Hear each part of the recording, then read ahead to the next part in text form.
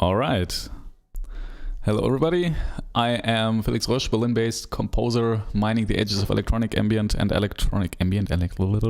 whatever. Wait, let me restart this. Welcome, everybody. And I'm seeing you in chat already as well. Mixing Scholar, Cal, Play Along Tracks. Beautiful that you're there. Welcome to yet another beautiful music production live stream.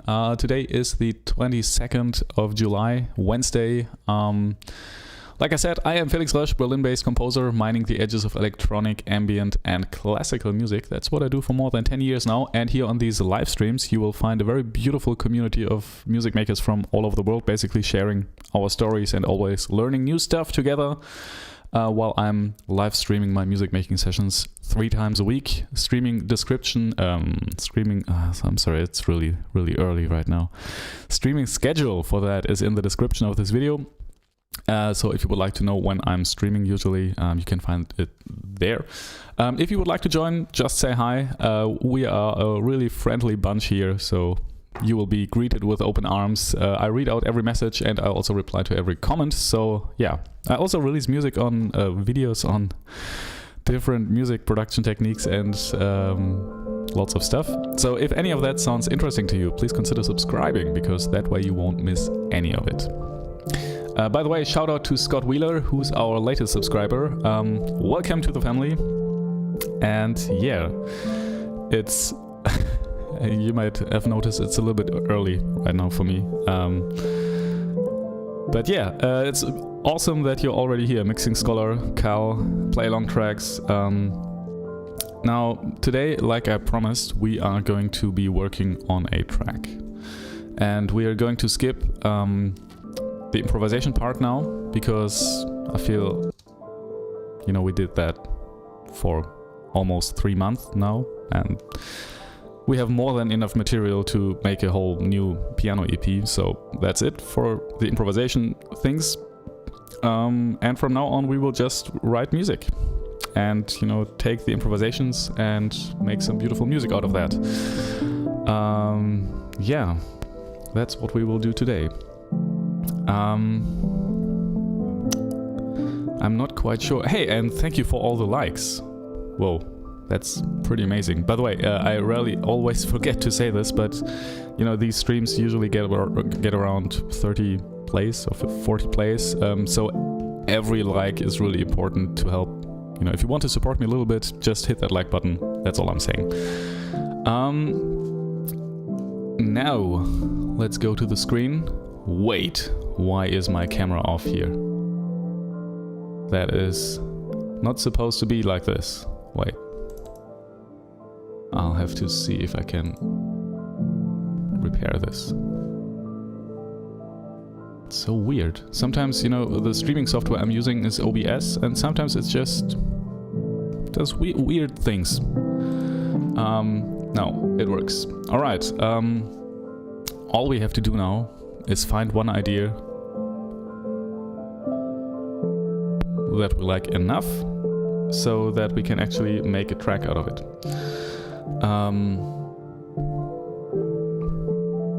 And there are many ideas. But honestly, I want to start something today and really work on it today. So, I mean, worst case scenario, we just choose any idea that kind of is okay and go with that. So I will be spending most of the time on the piano today. Let's see what this is.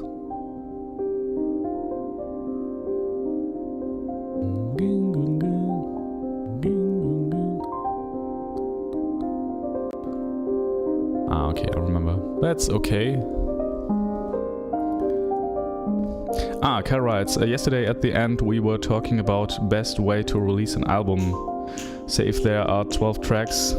I was actually thinking about that today as well. say if there are 12 tracks, how many singles should be released, and how far apart should the singles be. You know, the great thing about the time we live in right now is that you can basically do everything. But I feel like, you know, all I did was look at how labels, especially smaller labels with smaller artists, are releasing music today. So if, you know, if you're, I don't know, a very huge act like, I don't know, Miley Cyrus or whatever, right? If they release an album with 12 songs and have one single, that might work. But I feel like the smaller indie artists I've been seeing, and the smaller labels, I think like Rival Consoles, for example, he just released, or he will release an EP or LP pretty soon, and they put out, I think, 3 singles in about 3 weeks. Every 3 weeks, one single, and the first single was released together with the album announcement. You know, so I think it was like 3 weeks before, so it should be, I think, 2 months before the whole EP came out. Wait, you know what?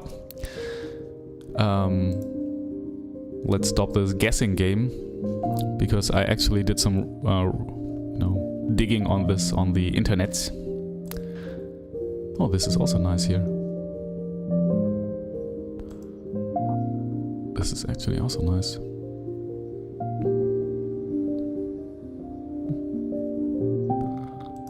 Oh, I like this. Mixing Scholar writes, yeah, I'd like to know this too. Yeah, this is actually a huge topic. Oh, this is actually nice here. This is actually... Okay, some harmonic stuff here is actually interesting. Okay, now,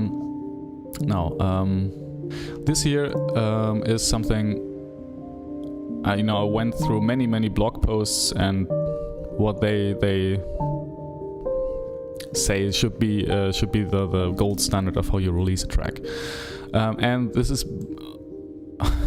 basically really, I don't know, this is I think also not very clear, because some blogs say this thing and other blogs say this thing, and some labels say this thing and other labels say that, so it's really, it contradicts itself at some points.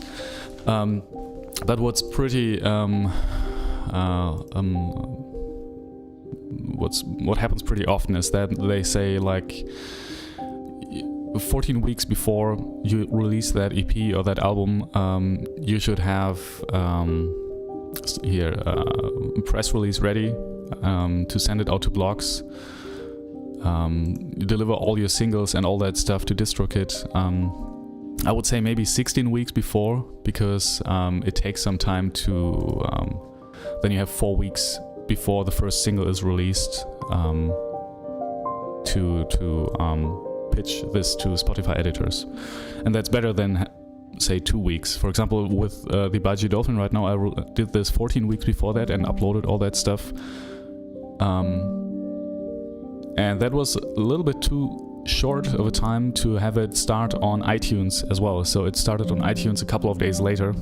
So that's, I think, 16 weeks before is a good thing. And right now I'm saying, from what I've seen and from what at least Erased Tapes does, I think 3 weeks releasing between the single releases is a good time frame, because then you have and by the way, I would, if you have 12 songs on your album, I think you should definitely release more than one single, because, you know, just think about it. What's realistically going to happen is you release this one single and it gets some attention, or maybe not. So probably it gets like average attention you usually would get with these, and especially if it's your first release, it probably just, well, it will be hard, it will be tough.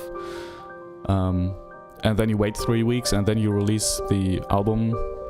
I don't know, that's and basically the album will get maybe a little bit more attention, maybe not, I don't know. but that's it. And if instead of that you just release 3 or 4 singles, and with each and every single you have something attached to it. So like with the first single, if this aligns with your announcement of saying, hey, okay, there's a new EP coming out, and this is like 16 weeks before, well, this is like 16 weeks before, or how many weeks you want, but I think 16 weeks is something that most labels do, 14 weeks.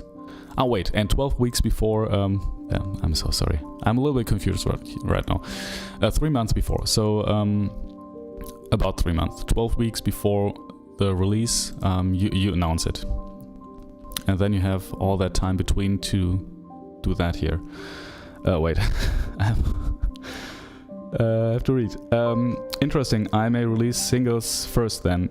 Yes, I think, with this release, and this is something I'm trying right now, but I feel like this works, is, the EP here consists of 6 tracks, and I'm releasing 1, 2, 3, 4 singles, and then the EP, which has 2 more tracks.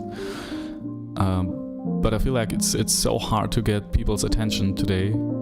So yeah, I think if you release a whole EP, it's kind of your whole creative output and all the work you put into all these songs and all these pieces and tracks on that EP or album, it kind of just, and it's gone. And it's basically, you get the same attention you would have gotten if you just released a single. So if you want to, make the best out of it, if you have 12 songs, you could also just release 12 singles.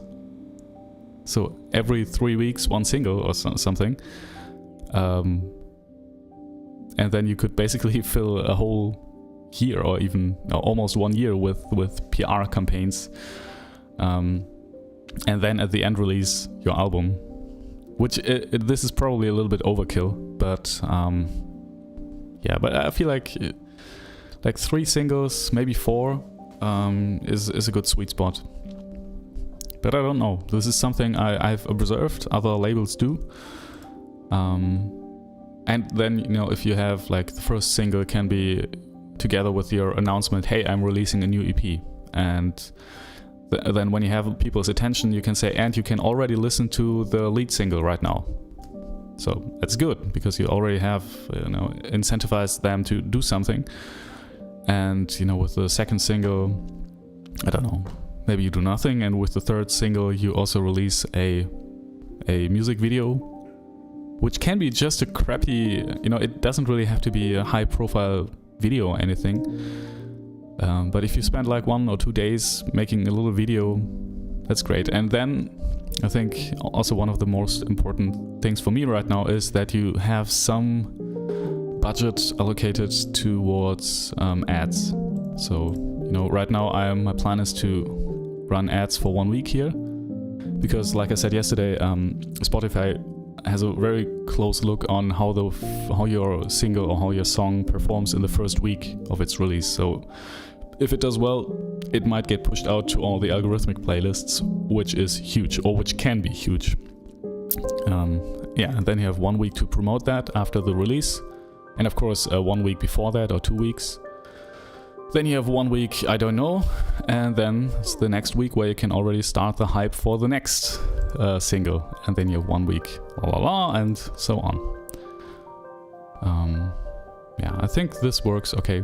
And of course, for every release, you should write a press release. You should do Submit Hub campaigns and write to blogs and all that stuff. So yeah, it's a lot of work, I think, but I felt like 3 weeks between single releases and releasing, I don't know if 4 singles is a little bit too much, but it's a good way. It's a good reason to get people's attention. So I like this. I like this here.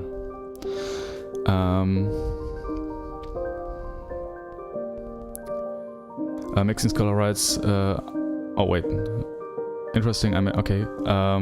Kel says, keep in mind that I have yet to release anything, so I think a shorter time frame would benefit me. So at least I'm putting content out there and maybe do longer time stretch on the following release.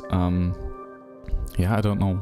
I honestly I have no idea about this. I'm also just experimenting and looking at what other people are doing, and you know, if and maybe I mean, you may be right? Because what works for smaller, like Erase Tapes, is actually a bigger label, I think, but it's still not like Sony BMG or something, you know. And maybe what works for these smaller labels also doesn't work for us or for people who haven't released anything yet. I don't know. I honestly don't know. Yeah, but I feel like if I just imitate the smaller labels, this might be closer to what I need right now. And maybe also closer to what you need. It really depends. Maybe you also release singles every 2 weeks. And if you have 3 singles or 4, you have like, you know, 8 weeks. But what I would definitely do is release the first single together with your EP announcement. So here, this is like a post I free wrote and planned out. Basically saying, really happy to announce my new EP will be out on October 9th on Silent Green Records, which is my label. So my own label. Basically, you are your own label when you release anything on DistroKid or whatever. Some description from the... Oh, that's interesting. This is actually nice. Man, these are way too many good ideas here.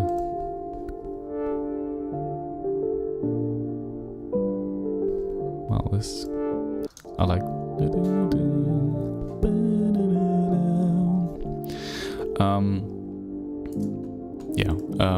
So I think this is a good idea, and always thinking about, of course, I mean, you're saying I'm putting out new music, but what else can you add to that?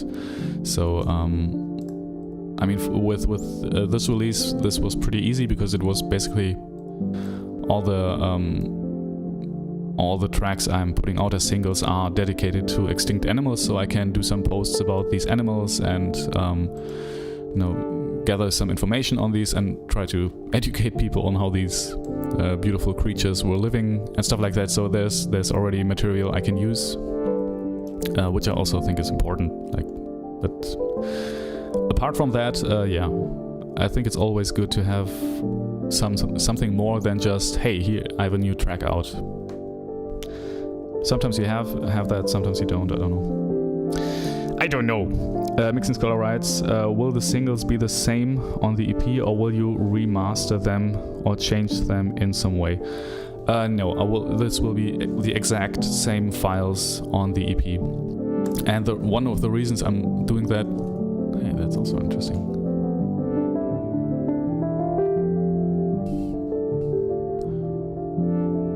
Not sure if this is... yeah, it will be the exact same tracks because, you know, for example, right now, let me see, music. Right now, the Baji Dolphin track is at 890 streams, so it will break the 1000 stream mark hopefully soon. So I will not have this dreaded less than 1000 plays on my profile. So what you know, the reason why I'm releasing that is because, and making this the exact same, is that you can take the plays and all the statistics and data from that one track and you know, have them on that EP track as well. Wait, let me see. And I will also use the same cover because I felt like for example, here with Becoming Ocean, I used a different cover for the single Becoming Ocean than I did for the EP. And it kind of looks weird. I don't know. I don't like it. But here, this is basically the same track. And yeah, it has the same number of plays, and you know, 160. Hey, we just broke 60,000 plays. But here you see that Budgie Dolphin still less than 1,000 plays, and it kind of, I don't know, it kind of just looks better if it has more plays. And imagine you have like a track like this, Becoming Ocean, and you know, you put out your EP and one single gets on a huge playlist, and then you release your EP and there's the same track again, just with far less plays. I don't know. What the hell is this?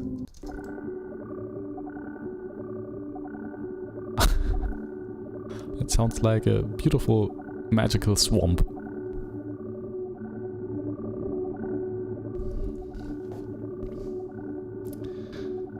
Play along tracks writes, I think some people still prefer albums, especially iTunes users.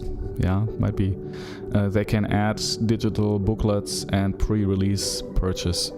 Yeah, definitely. I mean, there's, you know, there are also people who like tapes, who actually buy albums and EPs as tapes and order them, and there are people who order most of their tracks on vinyl. And I think there's for a lot of things there are small communities and maybe sometimes bigger communities that, you know, prefer to have their stuff put out on iTunes or on tape or whatever.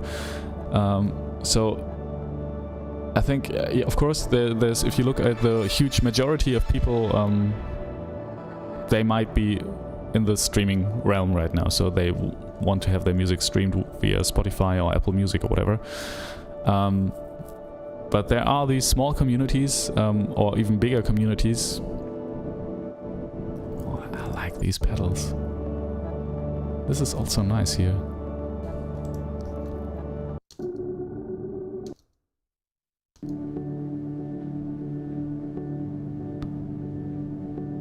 And if you you know, if you find your niche there, if you just release your music as tapes and send these tapes out into the world for, I don't know, a couple of dollars, euros, pounds, whatever, yeah, this can work as well. So, you know, I also think it's a little bit dangerous to just look at what works for most people, because you sometimes miss out on these opportunities to have your own very small niche established, yeah, which can also hurt you, right? If you just do it like everybody else. So yeah, if you focus on iTunes and your audience, this is also another question, right? If your main audience is like is just buying its music on iTunes and downloading it there, yeah, then I would definitely go for this. I would definitely try this. And then, of course, I would just exclusively do this and say, okay, now, so they really get some value and some affirmation of how they download and, you know, and listen and consume music. Mixing Scholar writes, when I hear your music, I get flashbacks to movies, which I guess is a good thing this time. It's A Beautiful Mind. Thank you, Beautiful Mind. Wow. Yeah. Oh, yeah. Yeah. Oh wait, A Beautiful Mind, who wrote that? Who wrote that? I'm not sure who wrote that soundtrack for A Beautiful Mind.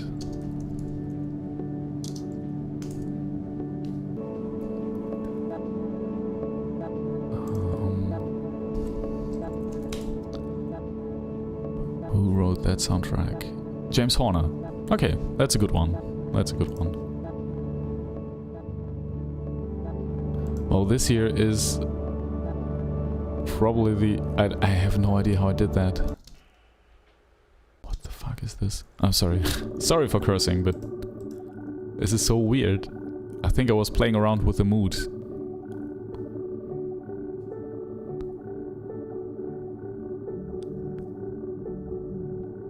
This is so weird, and it's so beautiful if you listen back to stuff and you have no idea how you did that, and don't even remember ever doing that. So you really get this feeling of there was another person liking stuff you like,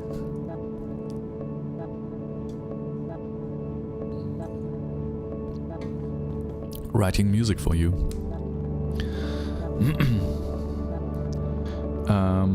Mixing Scholar asks, have you ever tried playlist push or paying curators to push out your music? I know some people pay for plays, but this must be illegal, right?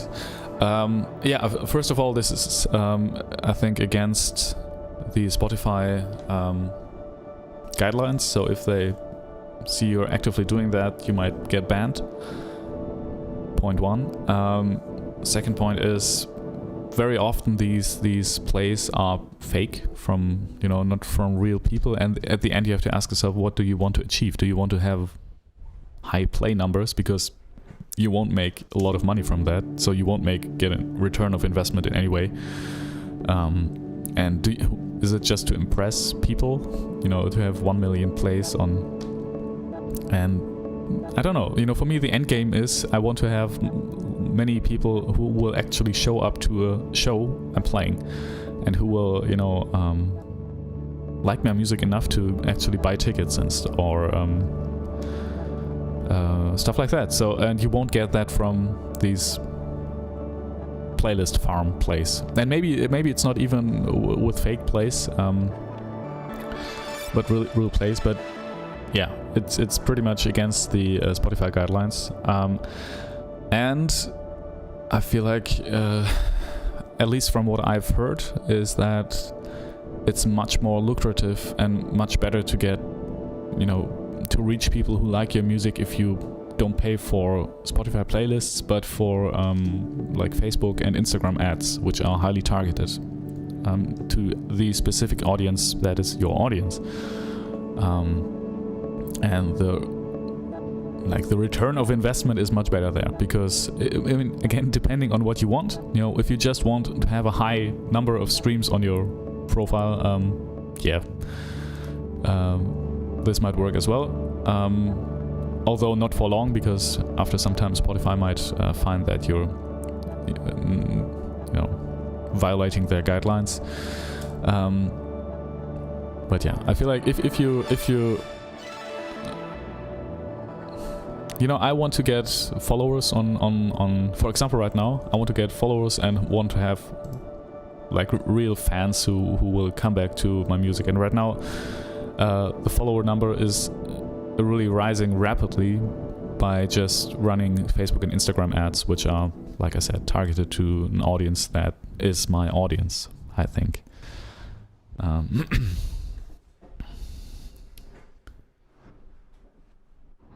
Cal writes, I think Spotify bans the pay to get plays. Yeah, I think if they can be really sure that you did that, I'm pretty sure they will ban you. And sometimes there's nothing wrong when somebody adds you to one of these playlists by accident or something, but who of them does? They are incentivized to only put you on that playlist if you pay them. Yeah. Well, this is really hard here. Cal asks, how important do you think quality of music gear is? That's a good question. I know the saying, a good workman never blames his tools, but is this true for production? Yes, absolutely. Yeah, it's true. I think, it's like always, it's a little bit more difficult, because of course if you have great tools, things will be easier and you can do different stuff. Like, for example, right now I have a much better pedal board than I had 2 years ago, and much better. It just can do much more. Like these pads here, that's something this pedal board can do, and I would not have been able to do that with the pedal board before that. Or right now I have synthesizers here, and before that I only had VSTs, like Serum, or what's it called, Serum. But music is not like, especially when you're writing and composing music, this is so much of an artistic process, meaning that it's so subjective, There's no absolute good or bad way to do anything. There is no such thing. At least when you're, when you don't aim to imitate something or to write something which is similar to whatever. So yeah, that's where the problem is, because you can't say this tool is good for making music or bad for making music. It's just, when you create something with this and you like it, it's good. And when you create something with just, your laptop and the Ableton stock plugins, this can be awesome. Like, I don't know if you know him, but there's a producer by the name of Culprit. And when I discovered his music, he was just exclusively using Ableton stock plugins, and he was writing awesome music. It was really, really good. Yeah, well, at least at that time, I liked it a lot. There was like when dubstep was all the rage, but yeah, and it really depends. There's no such thing as absolute good or bad tools to do anything. So what I always try to do is to just use what I have and to use it for 1 year, like the setup, and then decide, does this do anything for me, or can I write better music for this? Because equipment won't write music for you. That's something you have to do, right?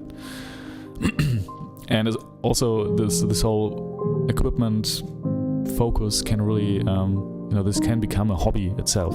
So you spend most of your time buying gear and selling gear and reading up on new gear and watching YouTube videos and reviews, and instead of just writing music with the gear you have, which can become a problem, right? If you want to make music.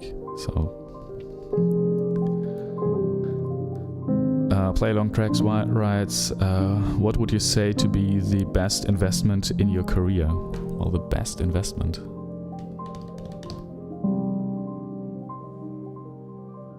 I think the best investment, like equipment-wise, or like money I've spent or time I've spent, because that's a really tough call.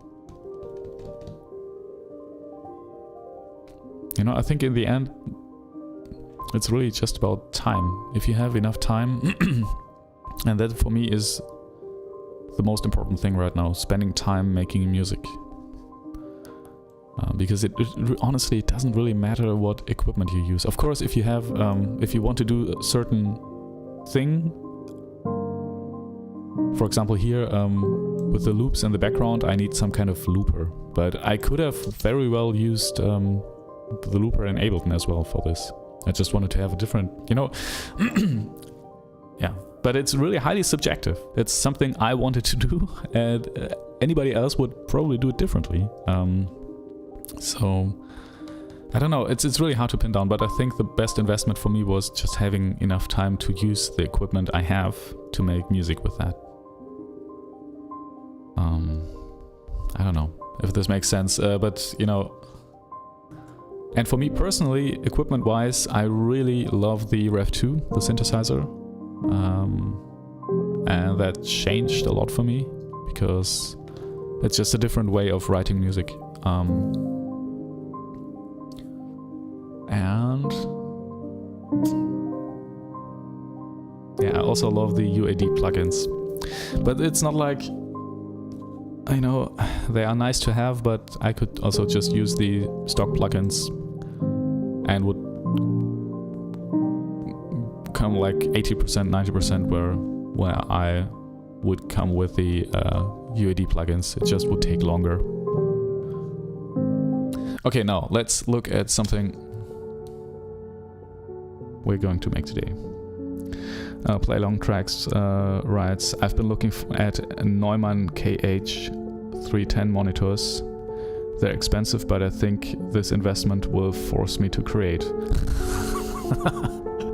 Oh, Play Long Tracks. This is one of the biggest traps you can fall into, honestly. I think no investment in the world will ever force you to create something.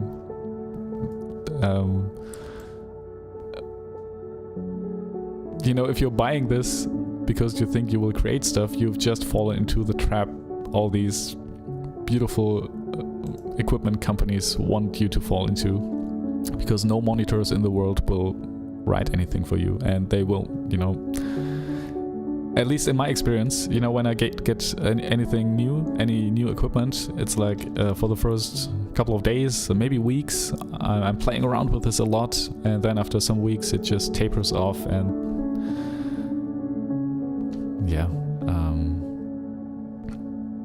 the only thing that will force you to create something is you sitting down in front of your equipment you have right now and starting to create something. And maybe set a timer, like with these streams, for example. I know I have this and this time frame, like 2 hours, 3 hours. Just set yourself a timer, 3 hours, and in these 3 hours you just make music with the equipment you have. This will force you to create. Mixing Scholar writes, wow, they are like 4,000 for a pair. Ooh. Mine are like 250. Yeah, well, and something people also tend to forget with good monitors is that like 60%, 80% of that is the room. If your room sounds like crap, your monitors, it doesn't matter how good they are. So, I would just as much as you invest, or even more than you invest in good monitors, I would invest into a good room. Because right now here for me, I have these Adam A8X. They are okay. They're okay. But I know this room will not be a perfect studio room. That's why I'm not investing anything more into this. But hey, if I have. I'm sorry for being that blunt about the forcing you to create something by buying stuff. But and maybe, hey, like I said, it's all 100% subjective. So maybe this works for you.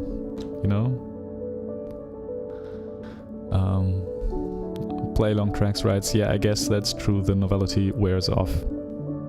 Yeah, it definitely does. And then that's actually the time frame when it becomes interesting to see, does this piece of equipment still really help you to write music and to write better music? I mean, because it won't write music for you. So I feel like, it's easy to get. It's a very convenient idea that you just have to buy something and then you will write beautiful music, because then you can sit on your couch, like I do most of the time, and watch some YouTube review of some new piece of gear I definitely need, thinking, hey, this will, I will just have to spend some money and it will be awesome. But that never works, because that's not how it works.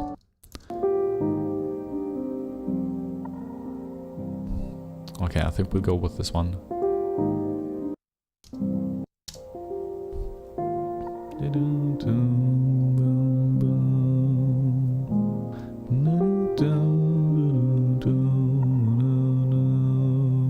I'm sorry, Mixing Scholar. I didn't want to scare you away. If this helps you, do it. If you think these will force you to create stuff, do it.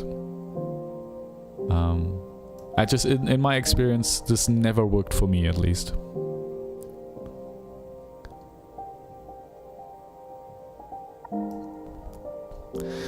Cal writes, I have some anxiety about spending lots of money on music.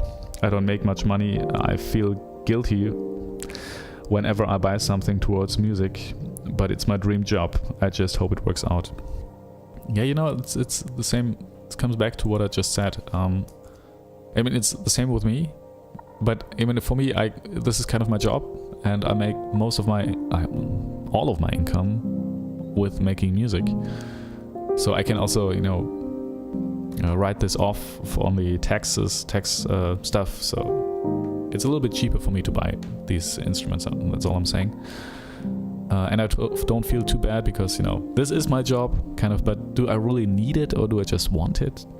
It's sometimes I can't really decide if it's the one or the other. But again, this comes back to what I said in the beginning. It's the most important thing, and that's like 80-90% of the whole process, is just sit down 3 hours, 4 hours every day working on music. You know? That's the most important thing by far. And that's the only advice. Actually, that's the only advice you need. Just make music and just really sit down or whatever. If you want to mix every day, mix something every day.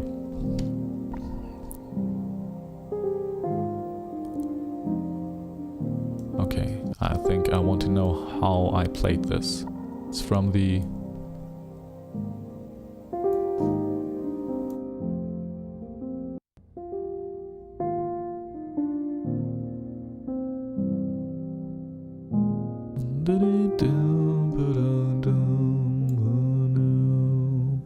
yeah, and you know, Cal, you don't need much equipment. You honestly don't need, you know, yeah, I'm repeating myself. All you need is time and, you know, the will to sit down in front of your computer or your instrument and just make music. And do that every day. I mean, not, maybe 5 days a week, 6 days a week. Set a timer. If this helps, this helped me a lot to just set a timer for 3 hours and another 3 hours.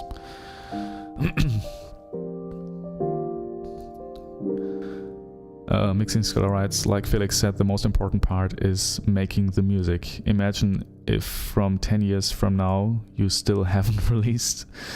The pain of regret will bite harder than not making a lot of money from music. Yeah. And you know, I'm also not making much money. I'm a little bit below the average income in Germany with what I'm doing. But it's fine, you know. I don't feel like I lack I miss anything. You know? Especially now with my daughter. This is really like, I'm really not rich, and I will probably never be. But you know, that's fine.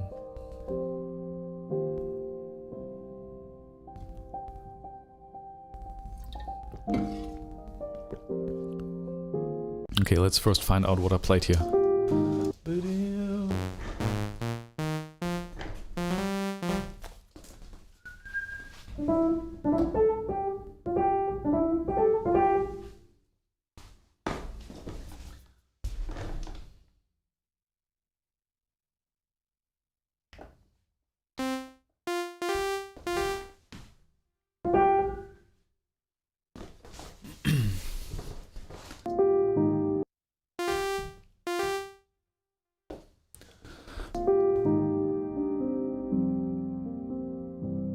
Okay, and I think these are like ninth chords, you know, when you stack 2 fifths on top of each other, so C, G, D.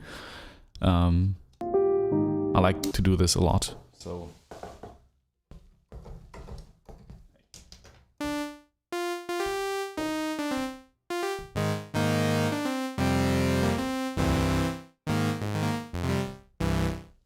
okay.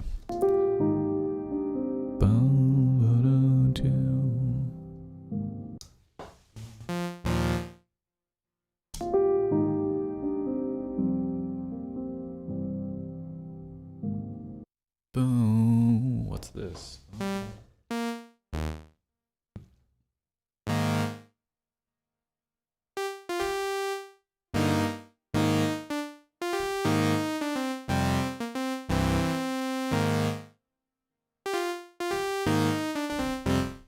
Okay.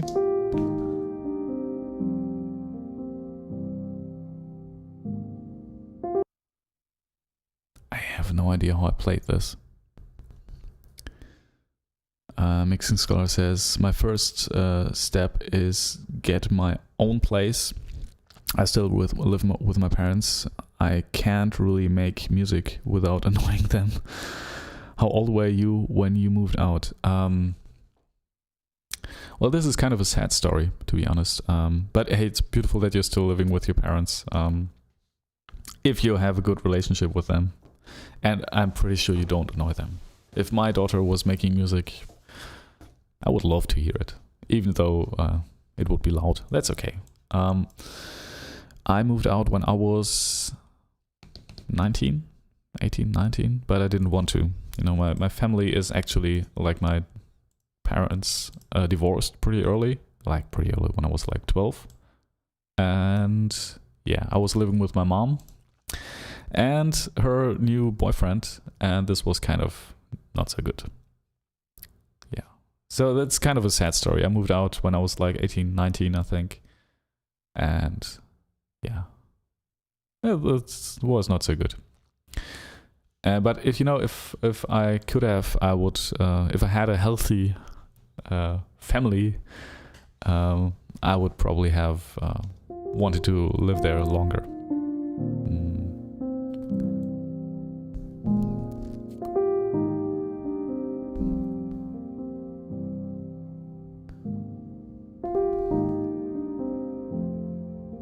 Wait, this is different here. Mixing Scholar writes, I'm 21. Yeah, that's good, you know. And especially when you live at home with your parents still, that's a great boost for what you can do, because you still have the security of, you don't have to pay your own rent, you don't have to pay lots of things. I mean, probably you do, and but not everything. And you still have the security of, if something fails, it's okay. You can still fail. And I think it's really important to have this safe space, or at least it's safer than if you're completely on your own. Because then you can really use this to experiment and to, find something that you like. But still, the big danger of this is that you get complacent and just, sit on your couch or just playing video games all day instead of actually working on something. That's the one thing I think would be dangerous. But I would take your situation every time over mine when I was like 18, 19. Play Long Tracks writes, thanks for sharing. You're welcome.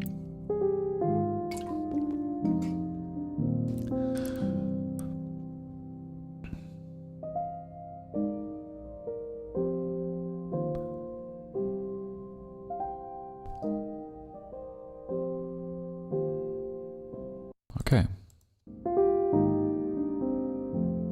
Wait, this is a major chord, right?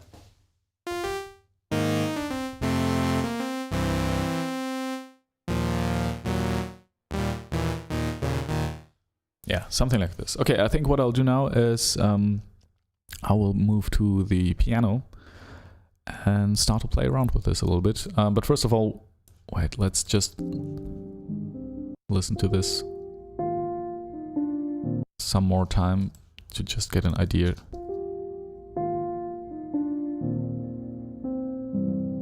It's major.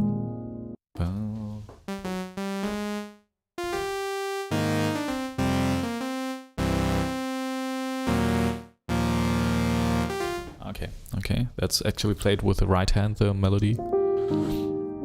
I mean this one. Ah, that's also nice.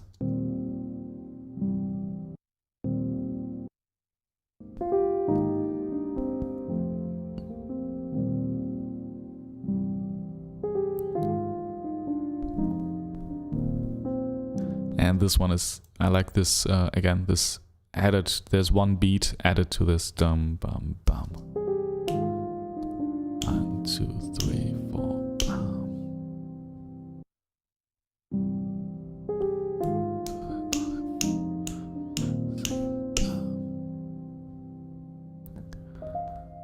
Yeah, and then something else. Okay.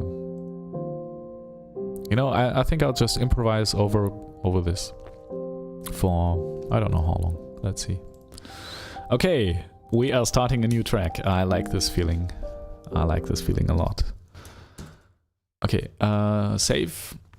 Best of June project. And now let us do something here.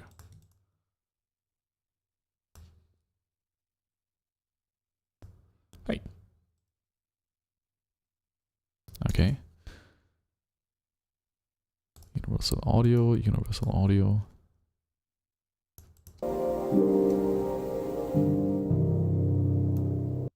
Okay, let's see. Kara writes, will you be doing any marketing streams again with your EP? Actually, I like them, and I think it's a good time where we can all brainstorm ideas for best marketing. Oh yeah. I mean, what we can also do, if you're more interested in that, is we can work on the marketing campaign for the next single, because I still haven't really done a lot for this. This is basically the little blue macaw. It's a little bit different from the Baiji Dolphin. Oh, wait. I can show you that. Tracks, waves. Wait, no, let's go to the mastered. Master. Baiji Dolphin, go into a little blue macaw here. So this is the only track that has a 4/4 on the floor kick drum. And I really don't know how I will do this. So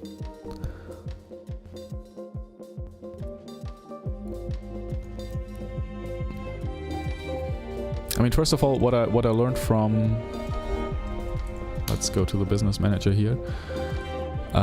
What I learned from this first ad campaign here was that, well, 100 euros spent already. I think I wanted to spend 150 euros in the first week. And the funny thing is as well, with this business campaign manager here on Facebook, is that the numbers are actually different from the numbers in the mobile app. Because there it's, well, let me not lie. Yeah, it's like 20 more leads in the mobile ad and more people reached. But I think it's just, you know, more, these numbers are more robust than the ones in the ad, in the app. Now what I'm actually looking for right now is, with this campaign, what kind of ad I will be running.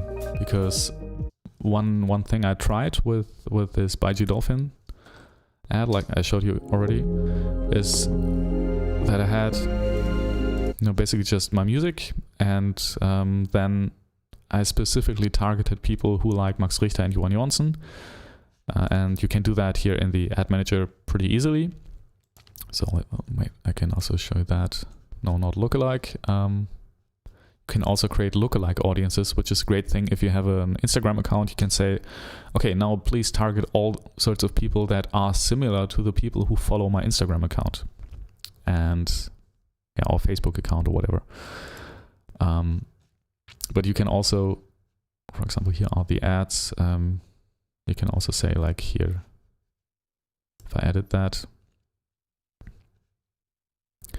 Now here, first of all the countries I wanted to target, which are basically the main countries that like music by these artists, Max Richter, Nils Fram. So I could further narrow this and say, I don't know, Johan Jonsson. So here, Johansson. Now here, and now it will also target people. 52,000 people. Okay, that's not too much actually. Yeah, but I won't do that now because I think the ad is running, but it's not doing well, honestly. Because right now the cost per lead, and one lead is, I can show you that as well. Where is it? Hyperfollow. No, not Hyperfollow. Wait. Where are you? Because when people click on this thing here, yeah, hyped it, right? So this is the link I'm pushing everybody to with these ads, and there is just only a Spotify link here. And the reason for that is that if I had lots more funds and much more budget to promote this, I would also add iTunes and all sorts of stuff like that. But because I only have very little funds to promote this, and that's again if you have a Mixing Scholar, if you have like 4,000 euros or pounds for monitors, spend it on ads. Seriously, it's a much better investment. I mean, depending on what you want to do, right? But I would spend it on ads. Yeah, and so it basically tracks how many people have clicked here on listen. If they clicked on listen, this will appear as a lead. This is a little bit complex to set up, but it's completely doable. You will need a Facebook pixel, but yeah, it's a little bit complex, but you can do it definitely. Yeah, and right now these are 265 people who actually clicked on that link, and like I said, it really converts well into followers. But what I'm actually not sure about right now,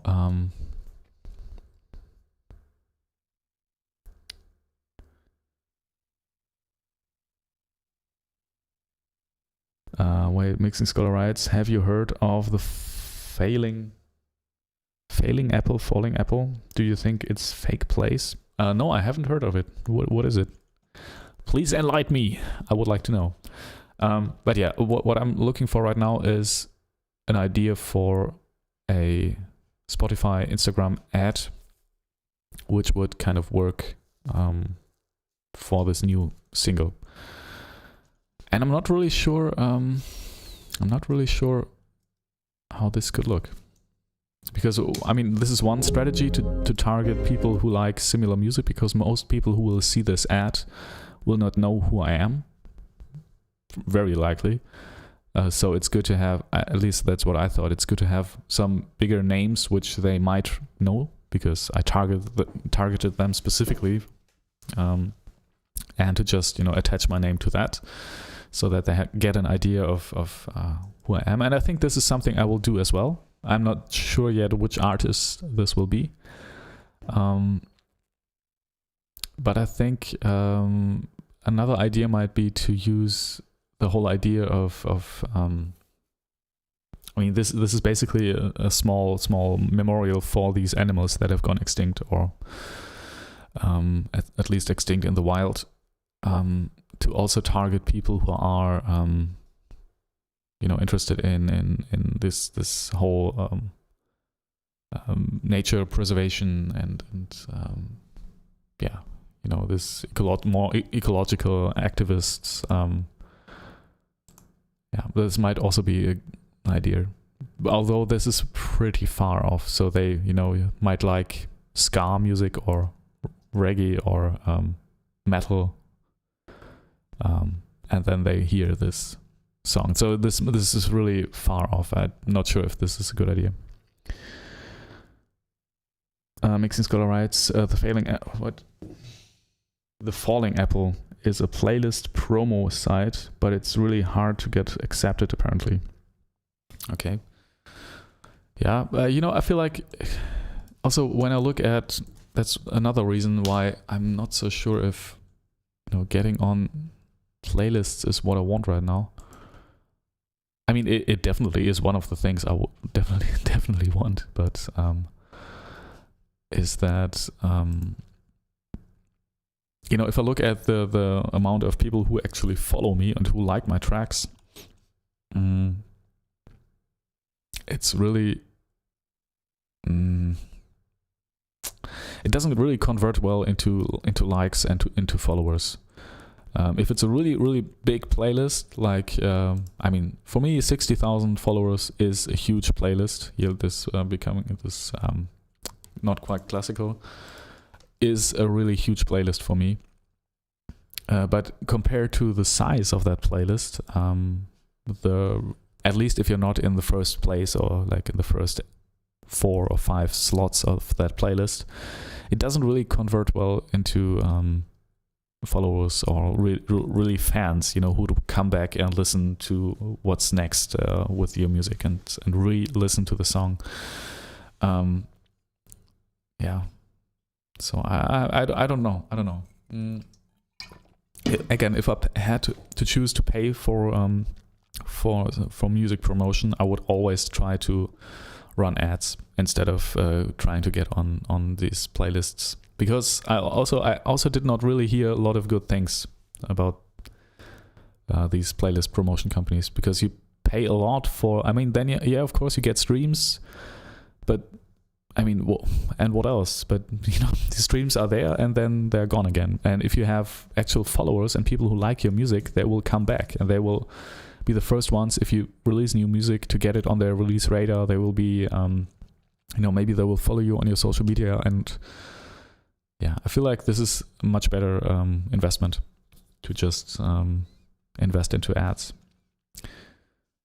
But yeah, I don't know, here, I mean, it's 92 people who have seen this on the release radar yet. And I don't know. Honestly, I don't know, but I feel like it's a more what's nachhaltig? Sustainable. It's a more sustainable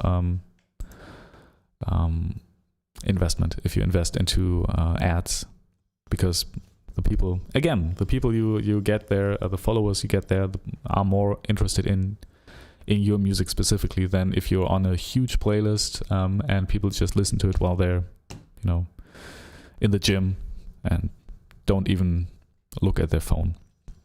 So, I don't know.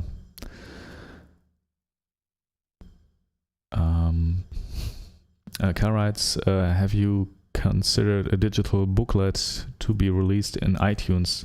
I think that would appeal to a lot of people. You could include illustrations of the extinct animals. No, I have not yet. I don't even know that this is possible.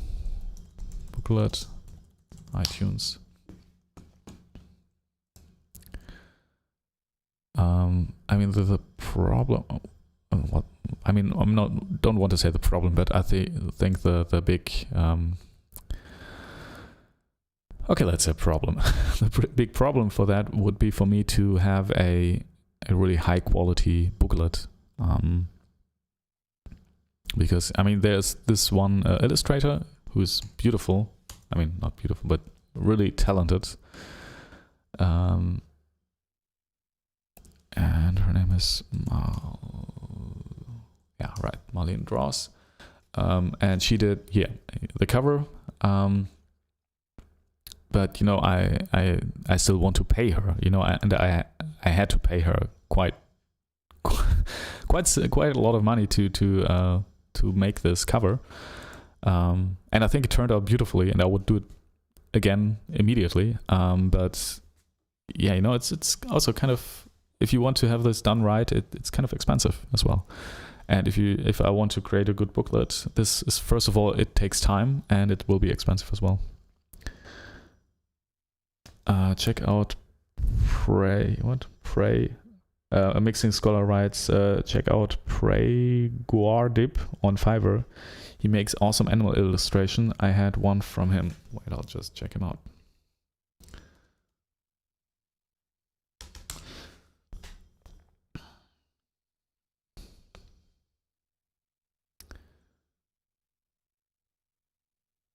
Okay.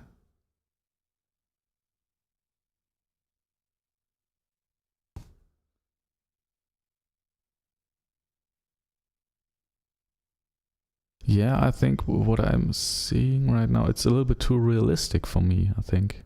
That's one thing I liked about her, that she did this really weird, really like surreal shapes.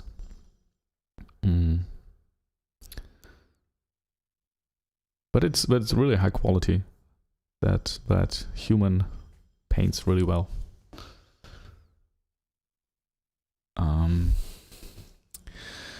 Yeah, if if you're really interested into doing that, we could also just try to brainstorm ideas for the little blue macaw. Because right now I also don't know how I'll do that. With the Baiji Dolphin, let's see if there are good, if there's some good footage of the little blue macaw.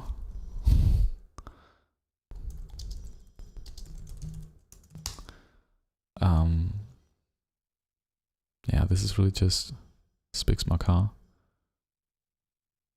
You know, with the Baiji Dolphin, this was kind of easy, I think, because this whole track was really good for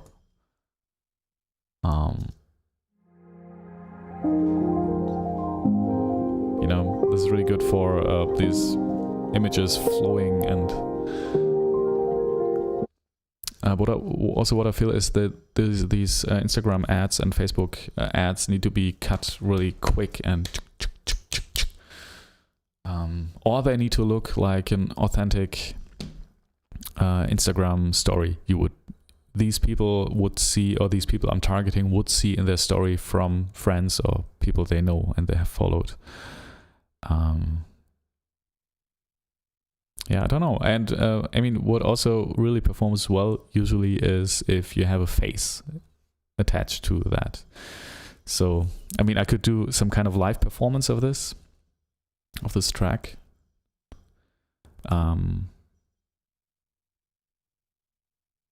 But this might look pretty underwhelming, honestly. You know, if I'm just sitting here playing this, I'm not sure if this is really that appealing. But then again, the great thing is you can test it. You can run one ad that is me playing. You can run one ad that is just like some stock footage. You can also look at stock video footage for free, for sale. No, stock video free, because yeah, I feel like paying for stock video footage doesn't make it look less stock footage like. Okay, let's look at macaw. Maybe there's something. No. Okay, that would be a surprise if they have little blue macaws here, because I think there are still 12 of them left or something. So that's pretty unlikely. Yeah, I don't know. Maybe that's an idea. Maybe I will just rip some YouTube videos.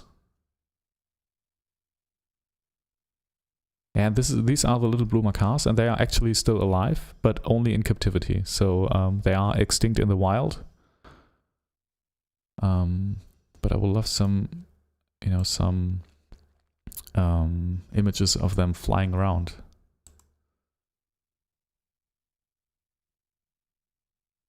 You know, with just the skies above them. Okay. Yeah, I don't know. That's one idea.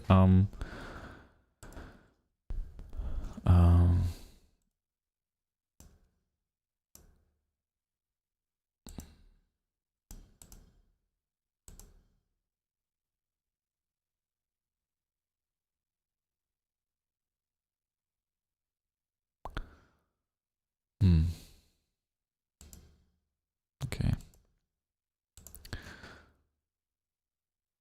Yeah, well, this will be a tough one. This will take some time until I've actually found a good way. Maybe I will do a performance of this. Maybe I will record a performance. Mixing Scholar writes, check out Music Gateway, Felix. It's got lots of opportunities, alternatives to streaming. You can also submit to films, TV, games. Okay. Music Gateway.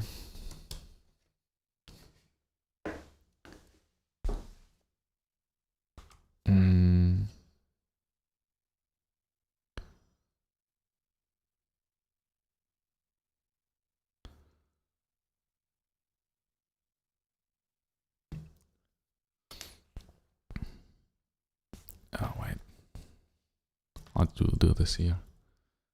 Music made away. Join the worldwide music industry community.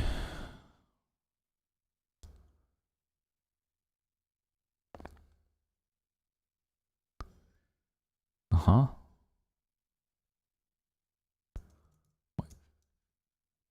I'll just play something in the background.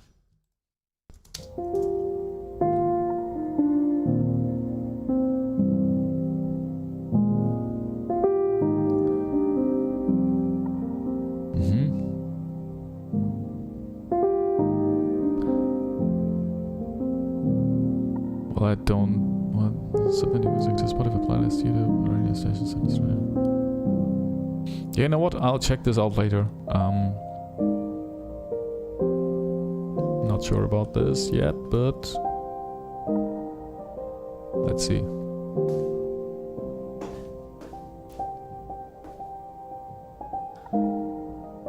You know, most of the time I feel like it's best when I do, or people who are very close to my music, when I or we do the music marketing, because I am, you know, I understand what I want to do with it and who I want to reach and who my target audience is and how I would market it and what type of footage I can create. But I will look into this.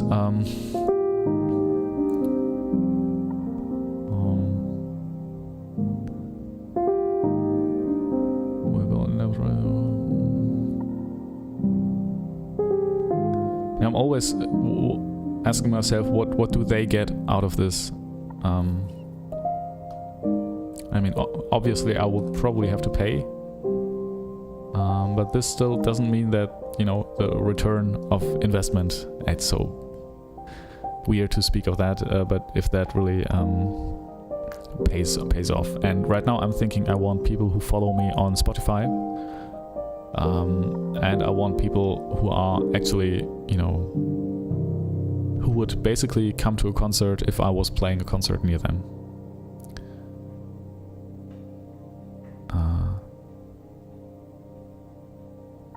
Play long tracks, rights. Damn, it's actually kind of sad that there will never be them animals again. Yeah, it's really, honestly, I was really, I don't know. I was literally sitting here crying, reading about all of these animals. And I mean, these 4 animals I just chose for this EP, it's really just, you know, some which kind of, there's so many more. And it's really weird to think about the fact that these animals will never come back.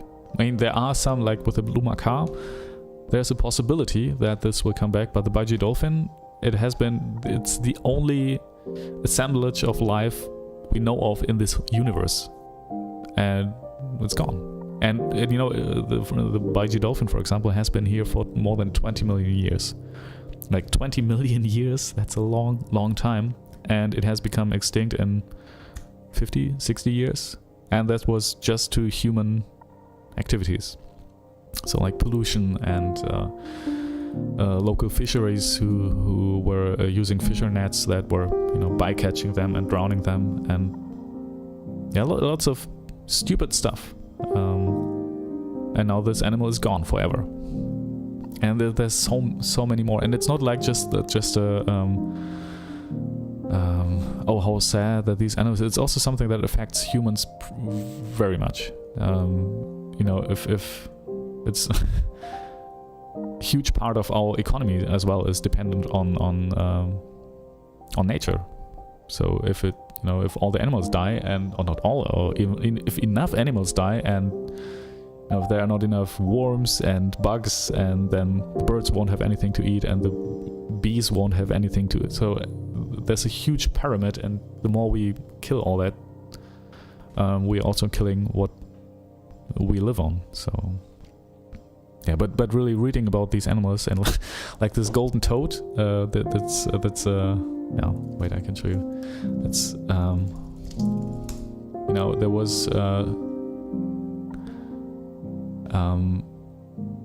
there was one, I think, in once a year, there was the rainy season in that area where that beautiful frog here, toad, lived. And I imagined this to be some kind of huge sex party. You know, all the toads came there and they were mating, and it was lots of fun. And you know, year after year, fewer and fewer of these came there. And I just imagined this one last golden toad sitting there all alone, thinking, quack quack. Rita, where are you? Bob, we had so much fun. And it's just sitting there all alone. And all of his friends are dead. Yeah, and this also is also extinct. Unless science can bring it back. Kara writes, yeah, you know,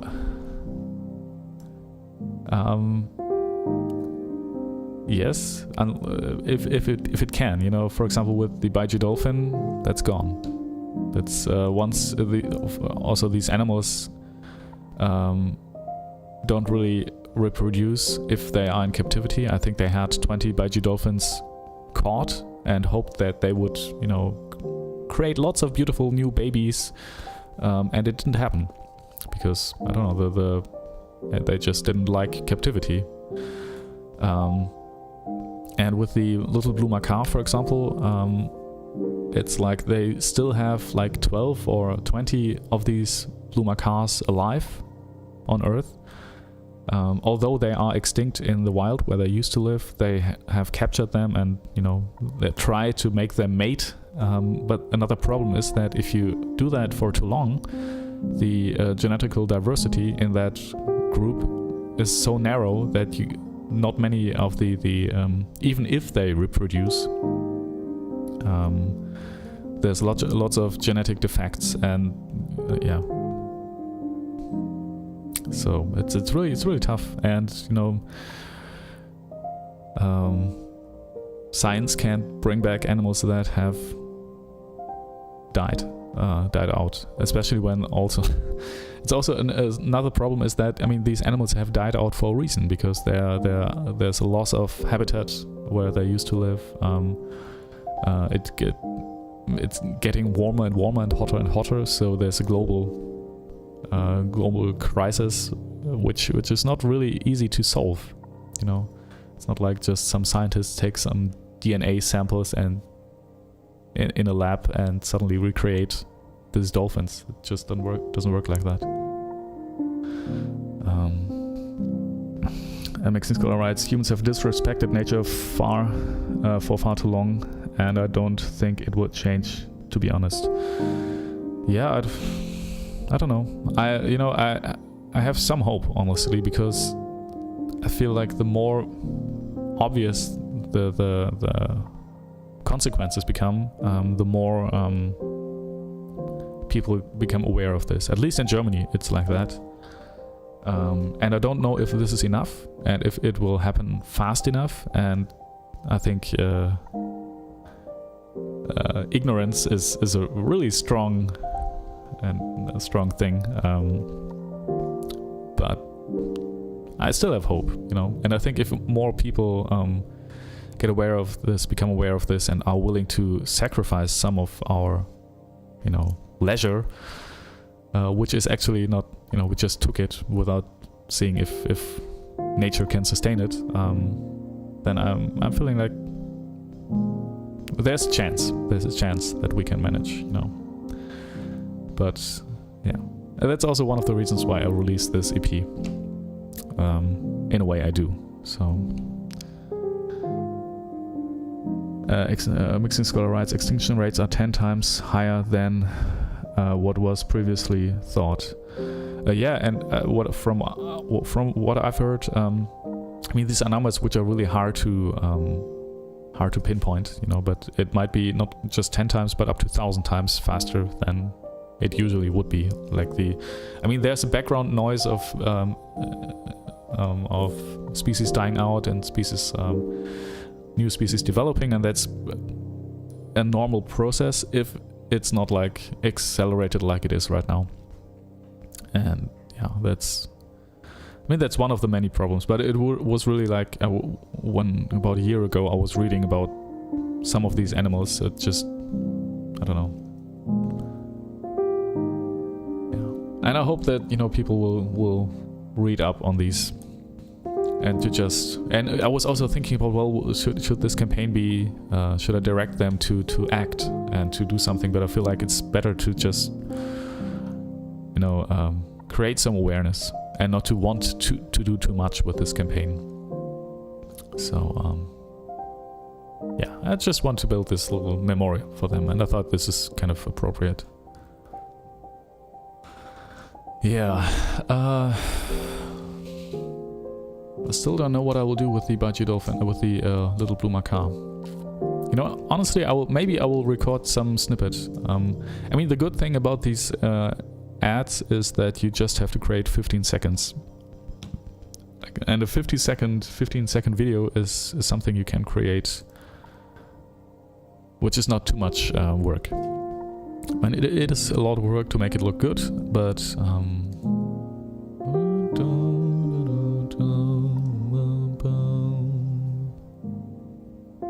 hey, you know what, people? I want to make some music right now. I don't know how you feel, but I think I will improvise some more over this here.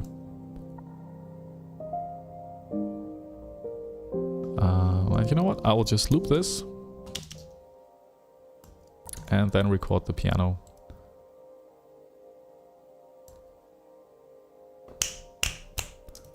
Okay.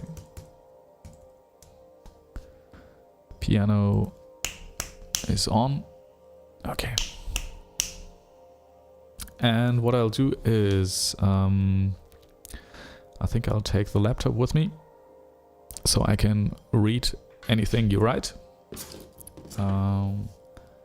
And I will also activate the camera here so that you can actually see what I'm playing, because I think that's more interesting than not seeing it.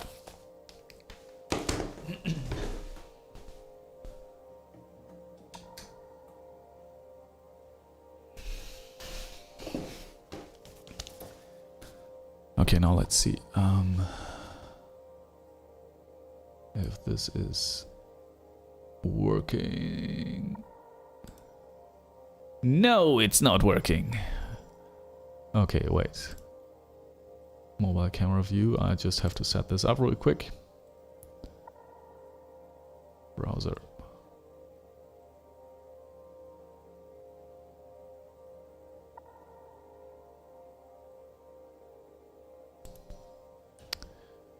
Doesn't work.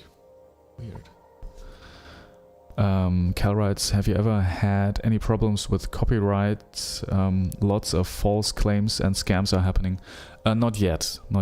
I mean, I'm really careful with this as well. So if I'm using material, I'm usually either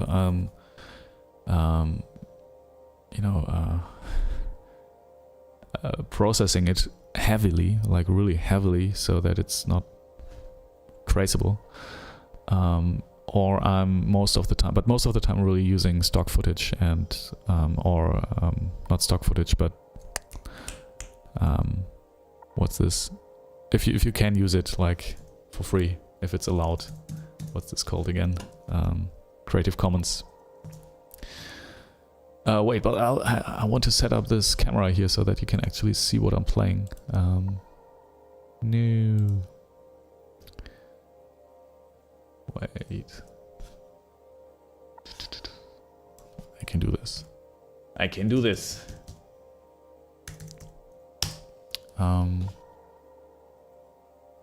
Okay, that looks better. And now just the mobile view. Come on, please. You can do it. Okay. No.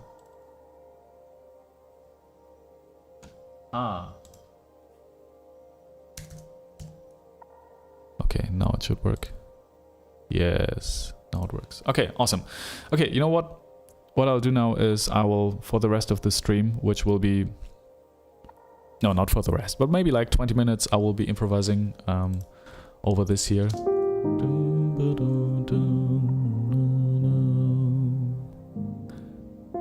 and see what we can come up with, because I really like this. Let's see if we can have another view. No. That's a little bit too big, right? Or maybe that's okay. Hey, mixing alright. Be right back. That's alright. Awesome that you were here. And I mean, I'm streaming for more like about 30 minutes more, like 35. Alright, let's do some improvisation stuff.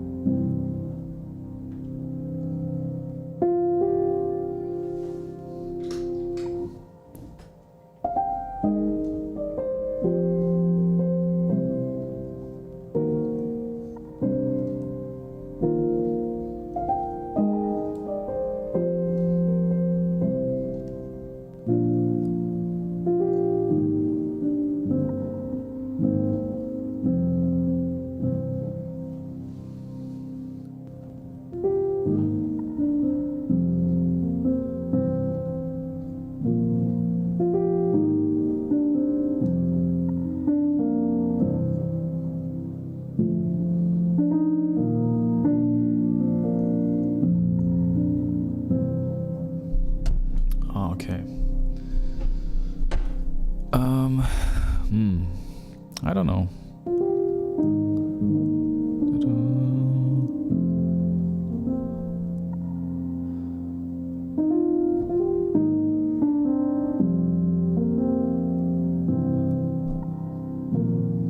I actually like this. This is something that will definitely be there. And I'm thinking maybe...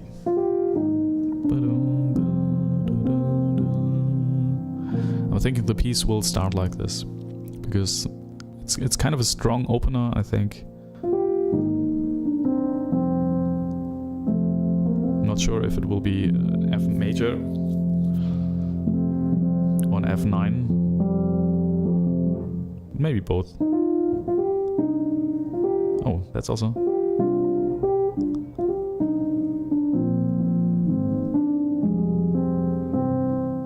Okay. So... Let's start from the beginning.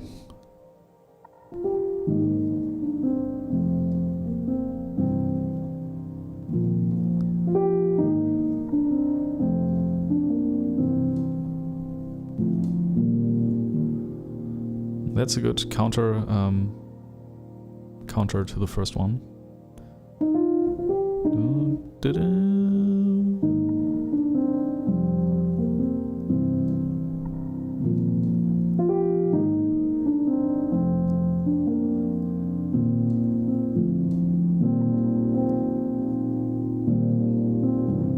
And maybe in the counter melody we could already add one chord, so it's already breaks this 4/4 cycle. 1, 2, 3, 2, 2. So it's a 6/8.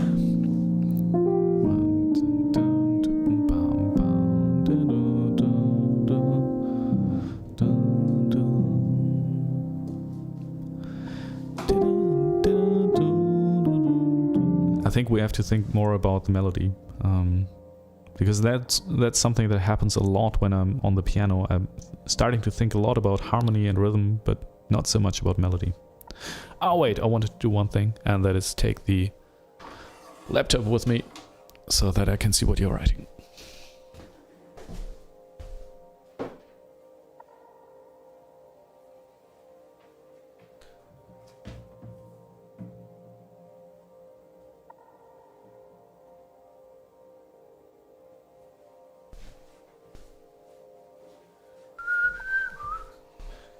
Okay,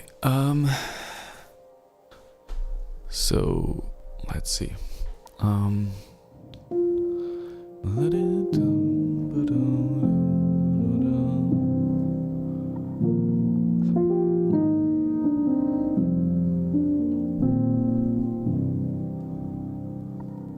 Yeah, maybe.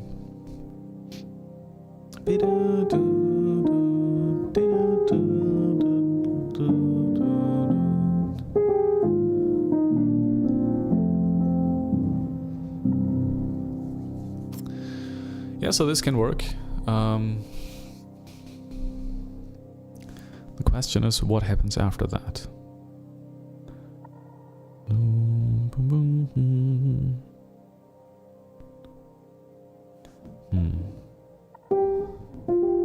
Okay, let's start again.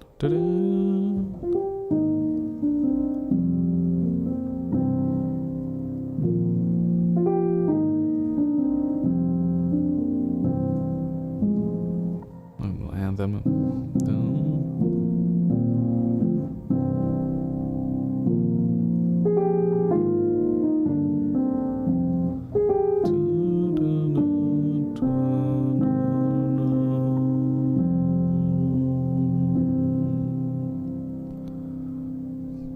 maybe, you know, something with more movement.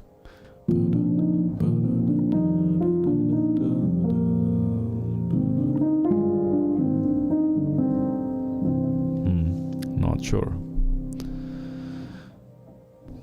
And that's what I mean when, you know, there are many good ideas in these improvisations, but it's hard to develop these. That's the hard part right now. But, you know, if we push through this, there will be a beautiful song at the other end, so, or a beautiful track, a beautiful piece.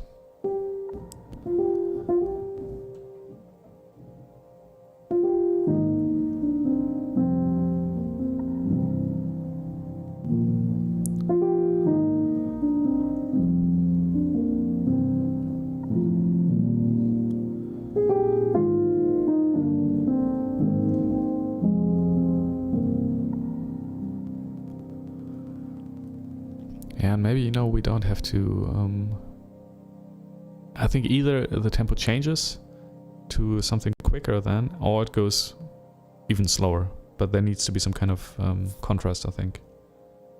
So if I'm playing this again.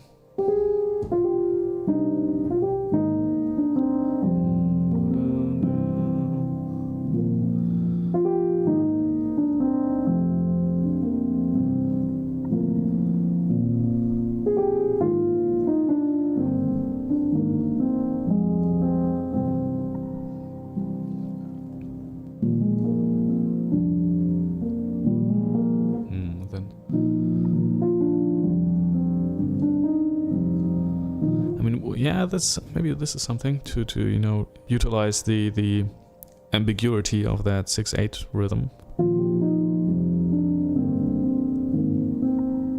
and maybe change the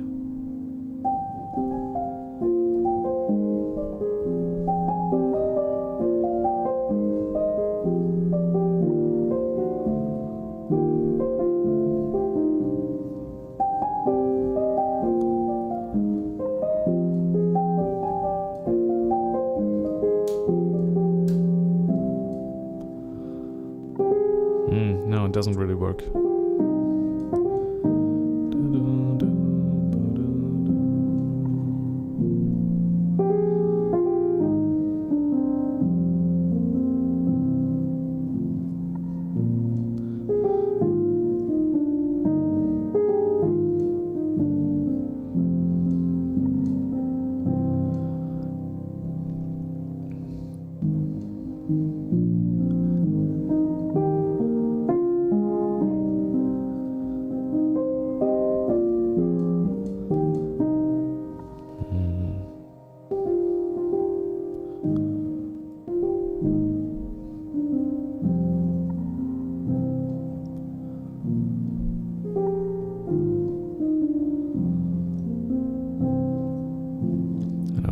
these irregular additions. When we're in a 6/8, so 1, 2, 3, 1, 5, 6, 1, 2, 3, 4, 5. And if you then do 1, 2, 3, 4, 5, 6, so basically change the feel of that 6/8. And again, that's the beautiful thing about a 6/8 meter, that you can both interpret it as 1, 2, 3, 4, 5, 6, or 1, 2, 3, 4, 5, 6. And it's the only measure that can do that, the only meter. So, but I'm still not sure where this melody will go.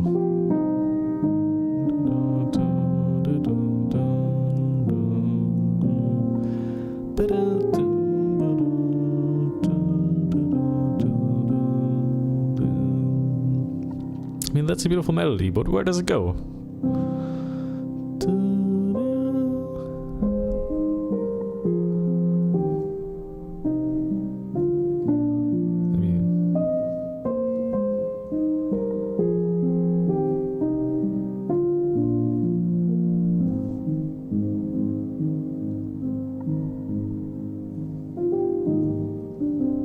Well, that's better.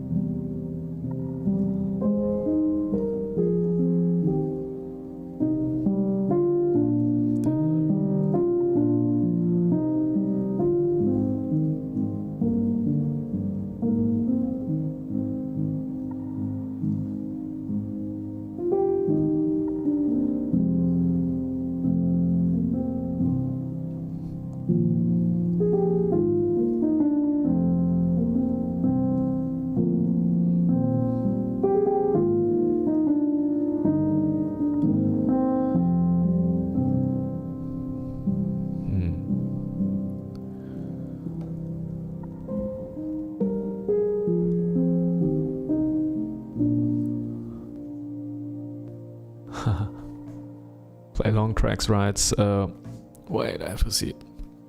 How many followers are you aiming for from this EP? Well, I would love to gain about maybe 100 followers. That would be great, I think. And Play Long Tracks writes, I use lots of drum sample in my music. I always add drums to your music in my head. Well, it's actually something...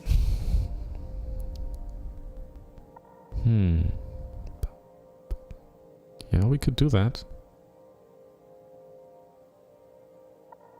Yeah, maybe we do that. But, you know, I'm not sure how...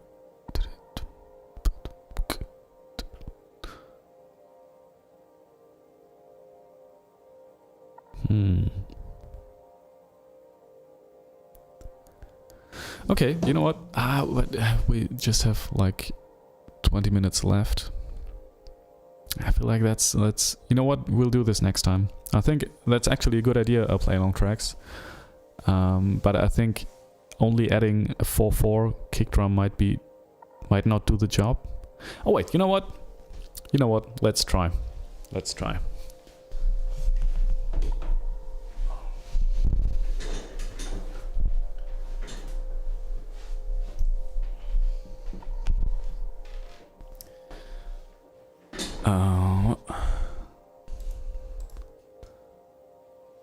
So, you know what we could do is...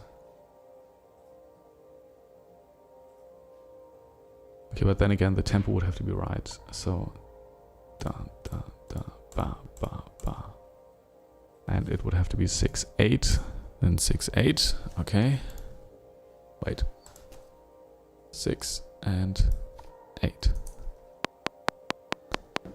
And the tempo is way too fast.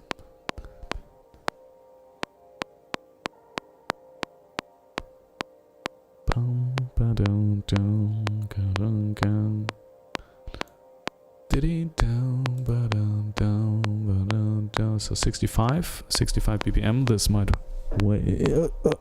This might work. Okay. Was just testing what side of the microphone is actually working. Okay, 65 BPM. So you know what? Let's move to this view here.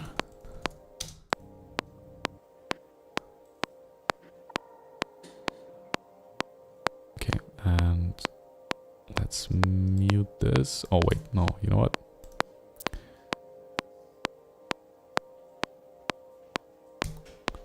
It's muted.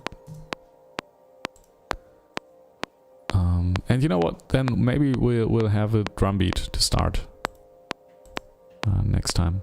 Like, in the next stream will be on Tuesday. So next Tuesday, this Saturday, I won't be there because we're on holiday or on vacation. But the next stream will be on Tuesday, the 28th of July, again 15 p.m. Central European Time. We will be working on this more than I think, but that's my daughter. Okay. Already knocking on the door, but I still have 19 minutes. And we should be, you know, should be able to do that in 19 minutes. Right.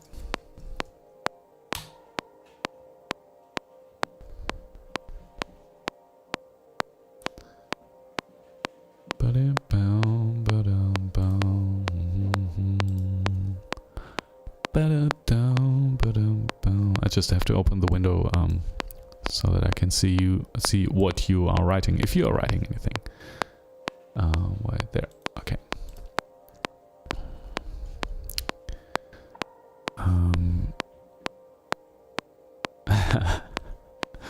Play long tracks writes, cool. Now you will create a #1 hit. Probably not. But I actually think it's a good idea to use some kind of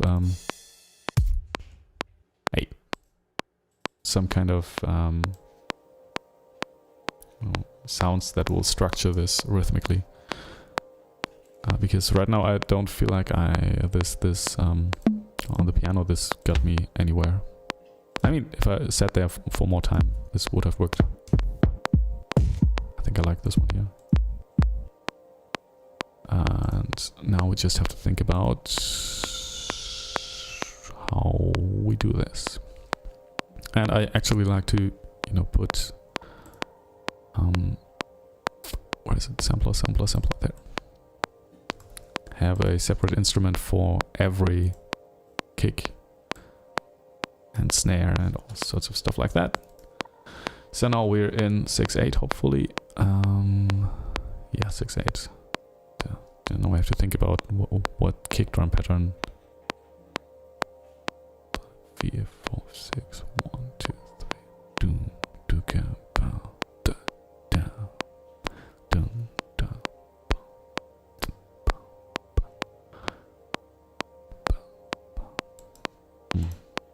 Let's try this.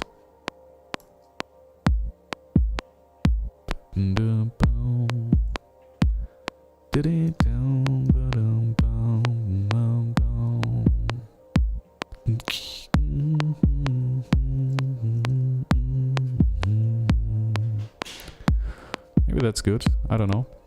Maybe that's really bad. Both possible.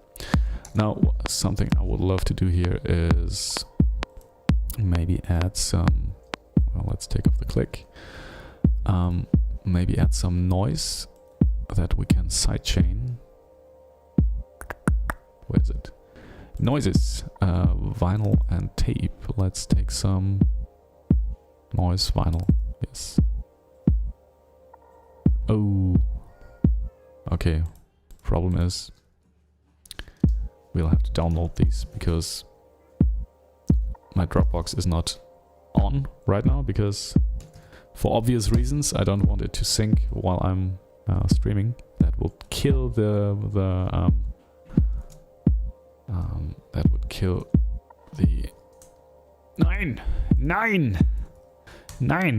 the bandwidth.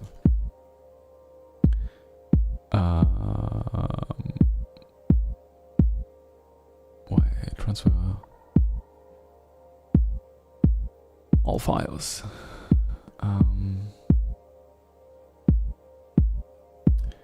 Now, user library. We have to download these, but that's fine. That's fine with me. All one small.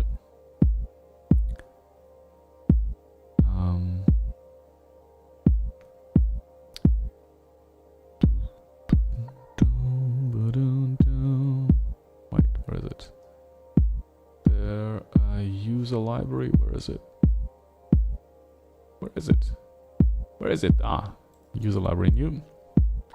And just right now, I'm figuring out this might have been much easier, but that's the way it is now.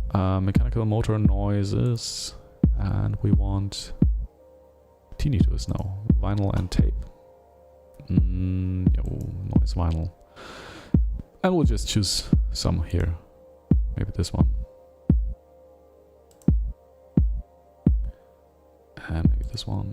And we'll download these. So, really sorry, the connection might be really bad for a couple of seconds, minutes now. I know, okay, this was quick and easy, okay.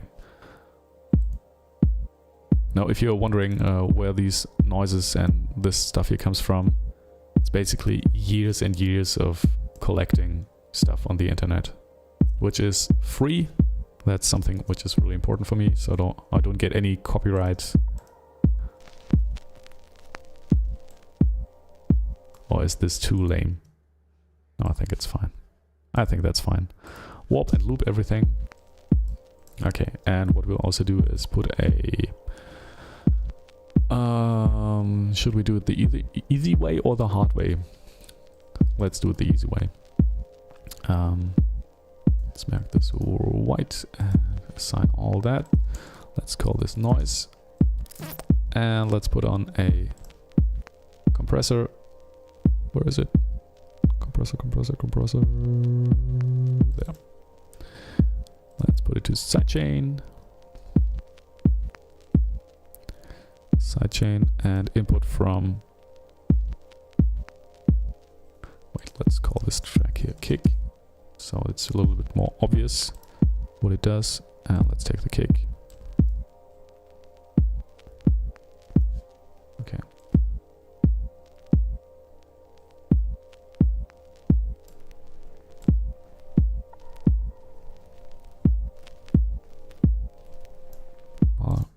I don't like the one with the lots of cracklers. Yeah, this one's a little bit... You know what, maybe we'll put some EQ on it. The low end is definitely something we don't need. And the high end. Yeah, that's better. Okay. And I'm not sure about this rhythm here, but let's keep it for now. Let's call this A. That's a B rhythm. That goes dum dum dum dum dum.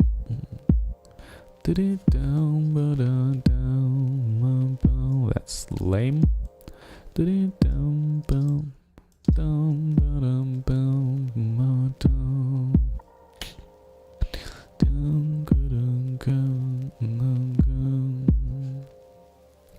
Yeah, you know what?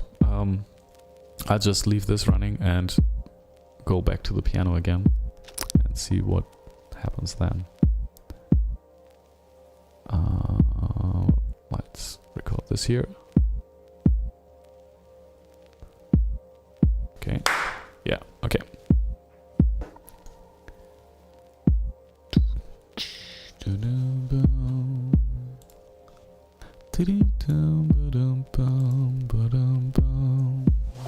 All right.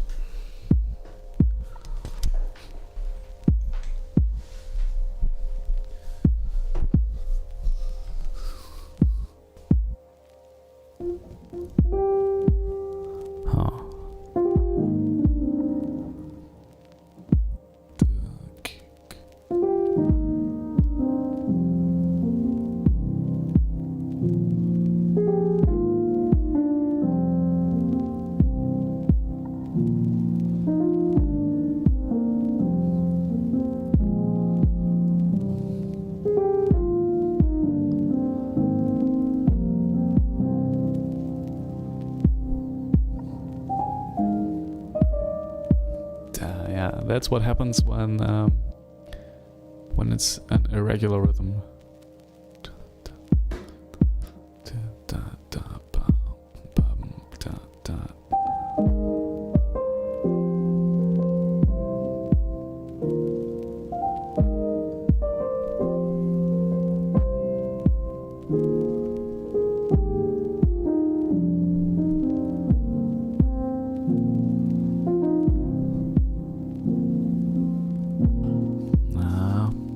Sure about this.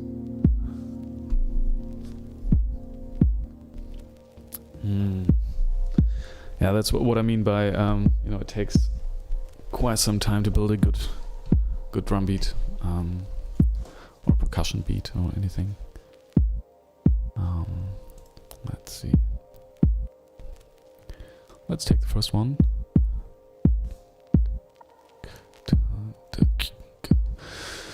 Now, you know, maybe we can do something else. You know what? I'll try something. I'll record something, just some noises on the piano.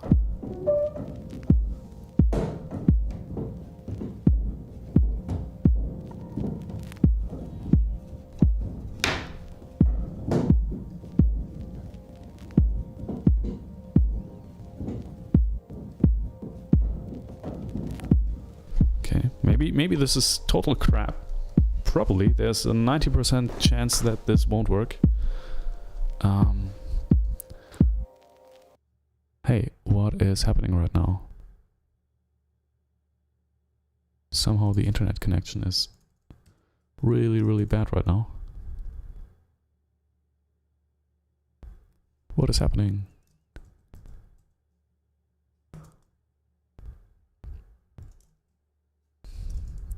What is happening? What is this?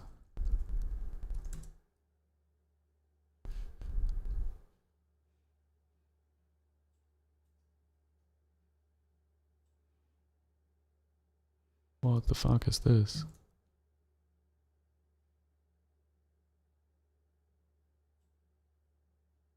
Okay, now it's better. No. Hey, what is this?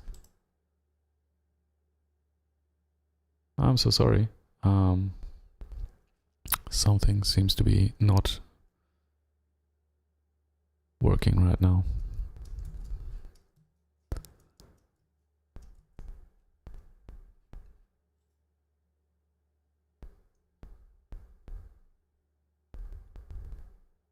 Huh.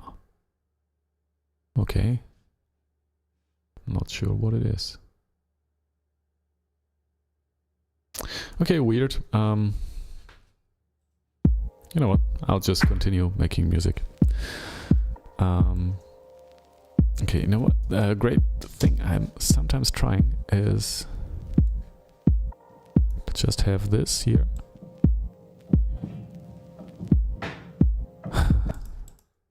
Lots of weird noises and quantize these. No.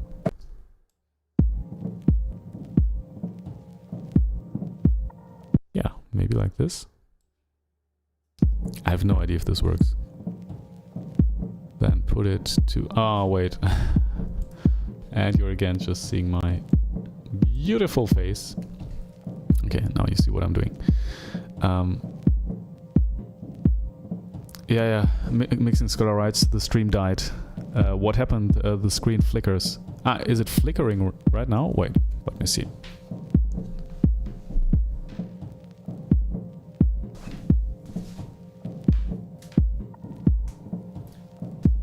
I think it should be better now. At least from what I'm seeing here, it should be okay.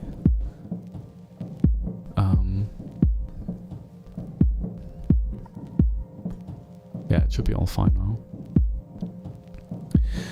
I don't know what happened. Honestly, I have no idea. Now it's better. But again, the whole internet connection will be much better in a couple of days. On the 10th of August, we will get a new internet connection here. And it will be beautiful. So you see, I've just recorded basically random noises on the piano, and now I'm trying to build some percussion from this.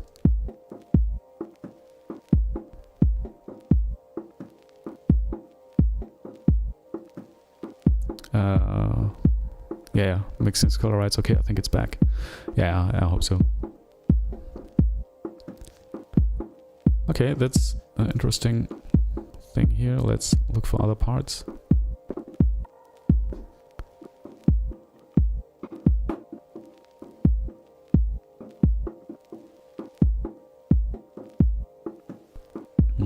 Maybe we will let's try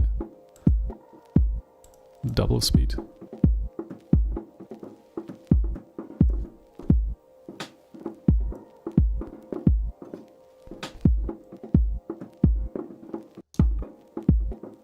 I don't know. Maybe this is total crap.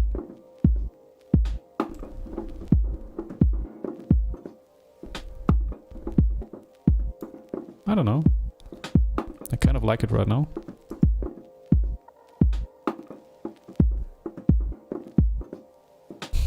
You know, I think when next Tuesday, again next Tuesday, 28th of July, 15 p.m. Central European Time will be the next stream. And I think when I'm listening to this next time, I will think, what have I done? This is so bad. Okay, writes, remember the dial-up connection in the 90s? It would take half an hour to load a picture. Yeah. I still remember sitting in front of the PC of a friend of mine, and he just had like DSL. I don't know if this is a thing which is just in Germany, but it was faster than everything I knew, and the website was loading, and it was so crazy to see that, because I was used to websites loading in a minute or something. Yeah, but you know, Germany is pretty much lagging behind in that regard. Let's put some compression here.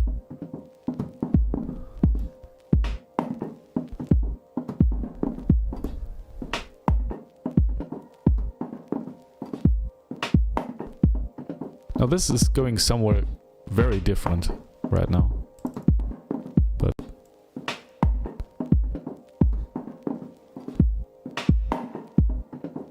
let's put some reverb on there.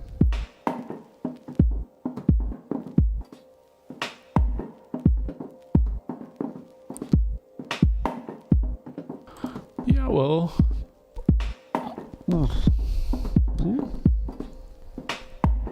it's kind of interesting. I like it.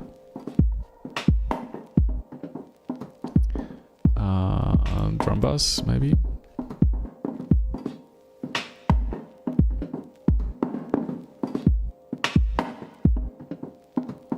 Okay, let's control the transients here a little more.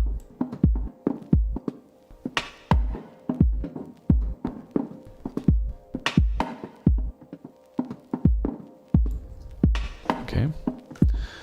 Maybe like that. I don't know. I mean, basically I have 1 minute left on this stream, and I will use it to make some music.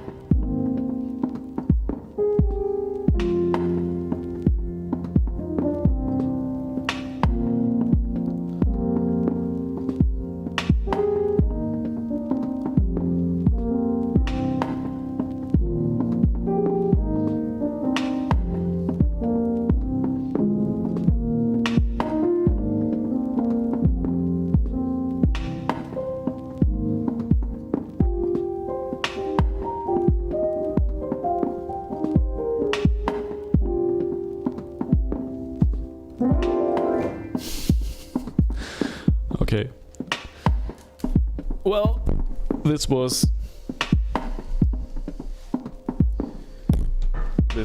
interesting. Play long tracks, right? So the stream is cancelled on Saturday. Yes, I'm sorry. Because I need to do some vacation. We're doing some vacation. We had basically 3 days this year. And this was not really vacation because we were at my girlfriend's house and my girlfriend's parents' home. So we're planning to just do some, just a couple of days vacation, which we don't even go anywhere because everything is booked out. We're just spending some time at home, doing all the things we never get to do. So. Just going to the lake with the family and stuff like that. But we'll do that for 4 or 5 days, and that's our holiday. Our holiday for this year. But it was beautiful for all of you to be here. Play along tracks, mixing scholar Cal, and all of you who have joined without commenting. It has been beautiful that you have been here. I loved streaming for you, although we had some quite small, big technical issues at the end right now, but I think this will be fine in a couple of days. I think on the next stream we'll continue working on this. I have to find a way to be a little more productive because I don't feel like we have achieved a lot today. But next time, we just keep on making music. That's the whole thing. Mixing Scholar Right, see you next time. See you next time. See you on Tuesday, next Tuesday. Goodbye.